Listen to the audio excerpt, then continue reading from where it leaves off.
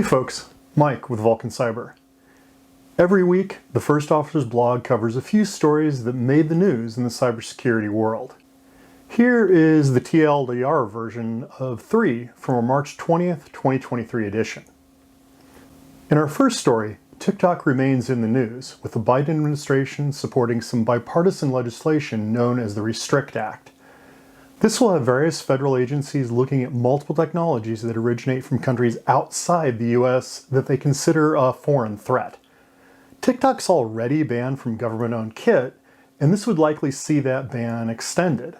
How this will sit with the public who really likes their sound bites of social media remains to be seen, as does the ultimate effect from trying to regulate a social media platform. What this means for cybersecurity remains to be seen as well, but there is something to be said for keeping unmanaged third-party applications off a company-owned kit. Our second story this week looks at malicious actors, how they're using ChatGPT, and how organizations can prepare for whatever's coming next. We've talked about ChatGPT a lot lately, some real, some hype, and it's not going to change anytime soon. In fact, with OpenAI releasing the GPT-4 engine in mid-March, things are only going to get more complicated. And it's obviously not just natural language engines like this that are changing the security landscape.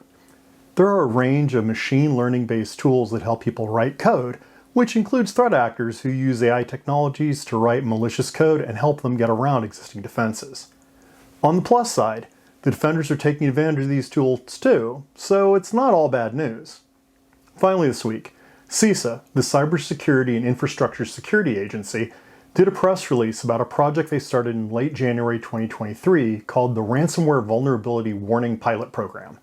That's the official way of them saying there is now a program that will proactively warn participants in the critical infrastructure sector when vulnerabilities are found in their environment.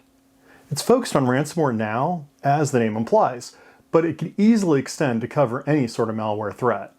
Hopefully, the pilot will be successful and we'll see it roll out across the organizations that CISA is responsible for.